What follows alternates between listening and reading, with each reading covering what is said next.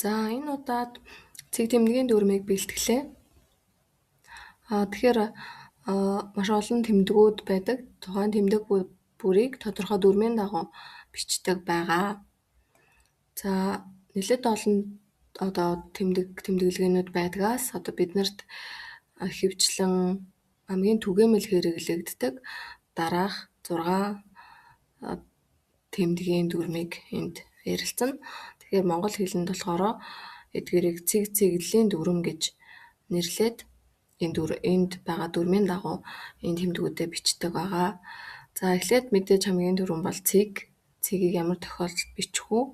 За тэгээд цуваа цэг, давхар цэг гэдэг энэ цэгүүдийн төрлүүдээс дараах энэ гурван төрлийг авсан байгаа. За тэгээд таслал, асуулт тэмдэгддэг, анхаарлын тэмдэг гэдэг бидний хамгийн түгээмэл хэрэглэгддэг тэмдгүүдийн дүрмийг энд танилцуулнаа. За цэгийг бол бид бүхэн мэдж байгаа хамгийн энгийн эхний ойлголт нь өгүүлбэрийн төгсгөлд цэг бичдэгэ гэсэн дүрм байгаа. Тэгэхээр өгүүлбэрийн төгсгөлд бичихтэй хамгийн гол нь хүүрнэс өгүүлбэрийн төгсгөлд цэг бичнэ. Хүүрнэн ярьж байгаа ийм өгүүлбэрийн төгсгөлд цэг бичнэ. За хаврын улирал ирлээ. Монгол хүн дэлхийн тавцанд нэрээ дуурсгав. Би хичээлээ хийж байна гэх мэт ингэж энгийн хүүрнэн ярьж байгаа ийм өгүүлбэрийн төгсгөлд цэг бичнэ.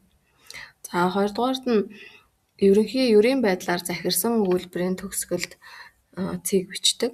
Тэгэхээр бүх ерөнхий ингээд олон нийтэд олон хүмүүст хандаж хэлж байгаа захирсан өгүүлбэрийн төгсгөлд цэг бичнэ гэж ойлгож болно.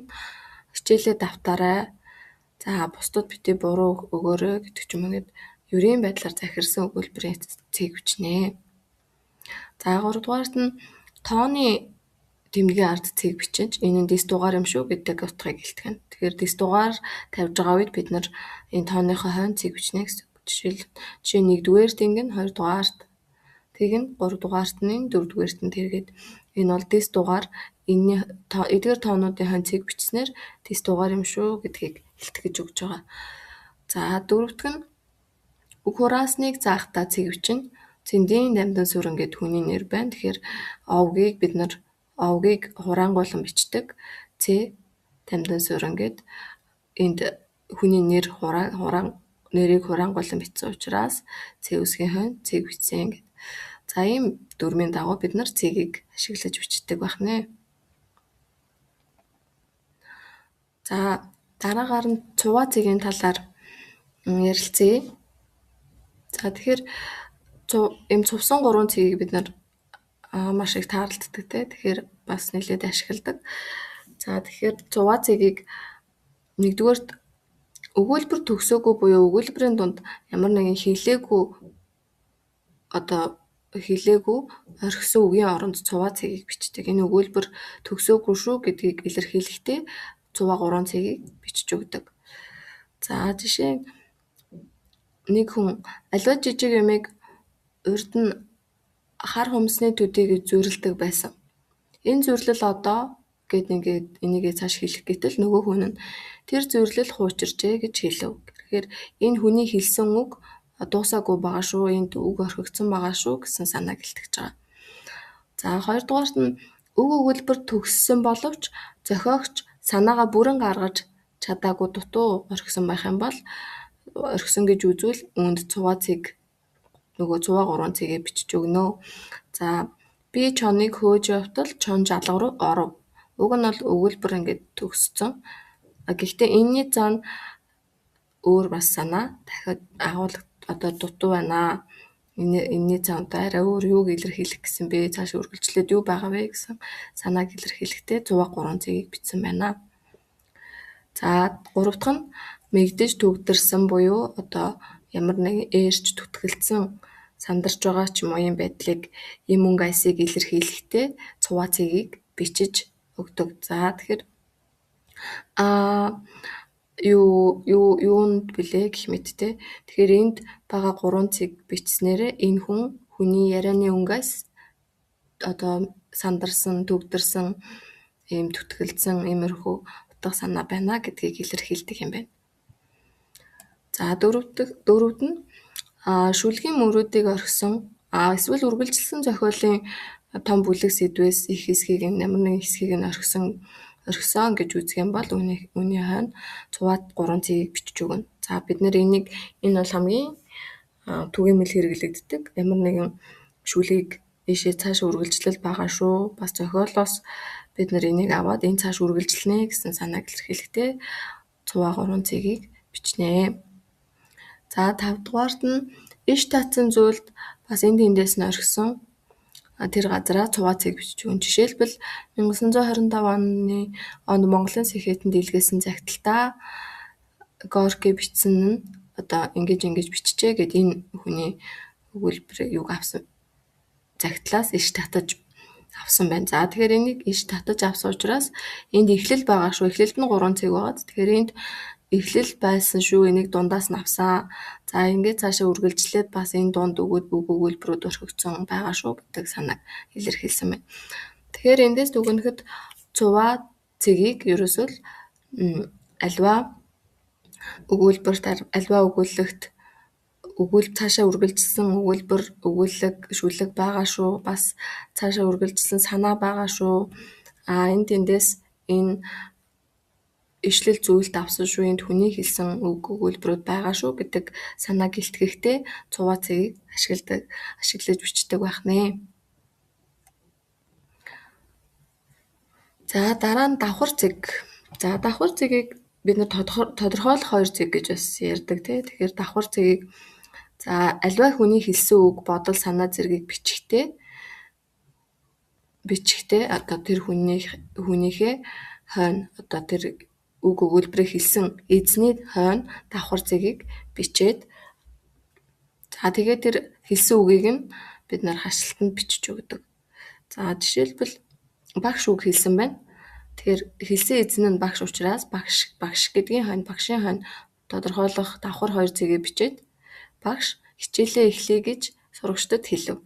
За хэлсэн эзэн нь багш хэлсэн үг нь хичээлээ эхлэе гэж хэлсэн. Тэгэхээр багш гэдгийн хойно тодорхойлох 2 давхар цэгийг бичээд хэлсэн үгийг нь давхар хашлтанд бичиж өгсөн байна. За мөн давхар цэгийн дараа хашилт нөгөө хэлсэн үгийг нь хашлтанд бичгээс гадна урт зураасыг бас хэрэглэж бичиж болдог. За багш хэлсэн те багш гэдгийнхээ хойно давхар цэгээ бичсэн. Багшийн хэлсэн өгүүлбэрийг богино зураас энэ урт зураас бичээд за үүнийхээ хойноос хачлалтанд хийхгүйгээр хичээлээ эхлэе гэж сурагчдад хэлжээ. Тэгэхээр хэлсэн үгийг нь зураас татаад догол мөрнөөс бичдэг байх нь. За ийм 2 янзаар бичиж болно. Хэлсэн үгийг нь хашлтанд бичиж болно. Хашлтанд бичихгүйгээр бас догол мөрнөөс зураас татаад хэлсэн өгүүлбэрийг нь бичээд ингэж бичиж болох нэ. Энд хамгийн гол нь давхар цэгийг нөгөө хүний тухайн өгүүлэгч эзний хэлж байгаа эзний хойно бичнэ. Одоо багш хэлсэн үү? Эсвэл өөр одоо болд бат хэлсэн үү? Тэр хүн юу гэж хэлсэн? Тэр хэлж байгаа хүний хойно давхар цэгийг бичиж өгнө. За 3 дугаарт нь альва одоо тоочин хэлэх зүйлийн өмнө хамтдагсан эсвэл угцсан утгатай өгнүүд байх юм бол давхар цэг бичнэ. Жишээлбэл тухайлбал гэсэн тоочин хэлж байгаа одоо өгнүүдэд тодтогч бичдэг юм өгнүүд байгаа шүү дээ. Тэгэхээр энэ өгнүүдийнхээ хойно давхар цэг бичиж өгдөг. Жишээ нь гээд одоо энд байгаа жишээлбэл тодруулбал үлгэрлбэл гэх мэт өгнүүдийг бичгтээ хойно нь давхар цэгийг бичээд тэгээд цаашаа хэлэх зүйлээ бичнэ. За давхар цэгийг ийм тохиолдлуудад одоо энэ дүрмээр ингэж бичдэг байх нь. За дараа нь таслал. Таслалыг ер нь бол маш олон нэлээд нарийн дүрмийн дагуу нэлээд олон маш олон тохиолдлуудад ашиглаж бичдэг одоо байгаа. Тэгэхээр энд хамгийн чухал гэсэн гол нэг дүрмэл орууллаа.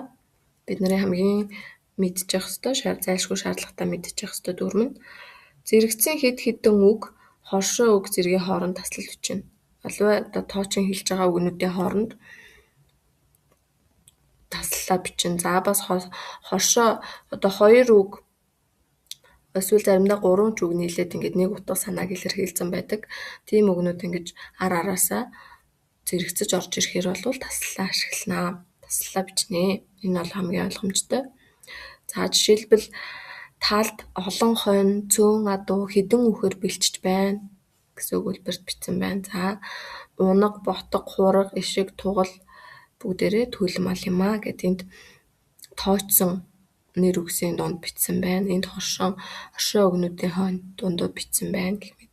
Тэгэхээр таслалыг бас нэлээд үг өгүүлбэрээ бодож харж байгаа тавих ёстой, бичих ёстой. Хэрвээ таслал тавихгүй бол тухайн өгүүлбэрийн утга хувраад өөрчлөгдөх гээд байгаа бол тэр газарт нь заавал таслал бичиж өгнө. Тэгэхээр өгүүлбэрээ уншиж үзэж жагаад энэ таслал бичвэл энд утга нь маш тодорхой болж байна. Таслал бичихгүй бол утга нь энэ өгүүлбэрийн утга алдагдах гад байна. Тэгэхээр энэ газар нь таслал бичээ гэдгийг ингэж бас найруулан бичиж байгаа үедээ үнийг маш сайн анхаарах хэрэгтэй болдгоо. За асуултын тэмдэг. Асуултын тэмдэг нь ойлгомжтой.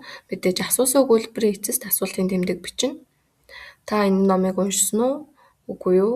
Уншсан бол танд ямар санагдав гэд. За асуултын тэмдэг ингээд асуусан утгатай үг болгоныхоо хойно бичиж болно.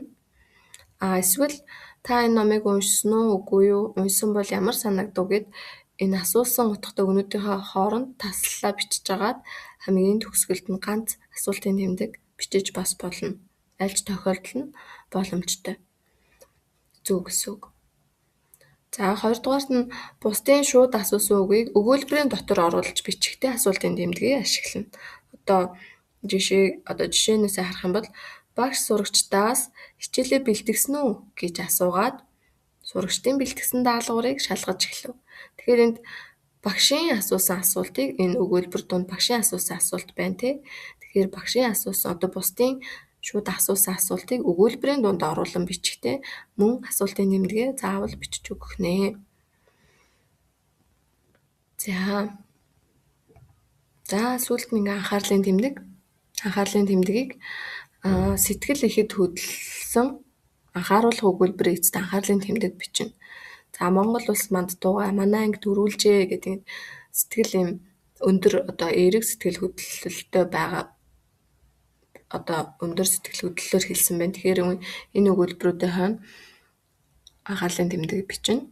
За дараа нь сэтгэл хөдөлж ихэд хөдөлж хэлсэн хандсан үг, аялга үгний хойно анхаарлын тэмдгийг бичнэ. Тэгэхээр оюутнуудаа бүгдээрээ энгийн ажилтнаа юу гэдгийг те оюутнуудаа гэсэн үгний ингээд бусдад хандаж хэлсэн мэт. За оюутнуудаа анхаарлаа хандуулаарай гэд хандсан үгний хойно гэрлашгүй гэх мэт юм аялга үгнүүдийн хойно анхаарлын тэмдгийг бичнэ. За 3 дугаарт нь анхааруулан хэлсэн өгүүлбэрийн хойно бичнэ. Мэдээж анхаарлын тэмдгийг анхааруулан хэлсэн өгүүлбэрийн хойно бичнэ те. Галд ойртож болохгүй болгоомжтой байгаарай гэд ингээд анхааруулсан өгүүлбэрийн хойно бичнэ. За дөрөвдөг нь захиран тушаах өгүүлбэрийн хойно бичнэ анхаарлын тэмдгийг. Ялангуяа ганц нэг хүнд тусгайлан захирсан, тушааж байгаа бол анхаарлын тэмдгийг бичиж өгнө. Дүргэн ир, дуугүй суу гэх мэт. За анхаарлын тэмдгийг ийм тохиолдлуудад бичнэ гэсэн дүрэн байдаг бахнэ.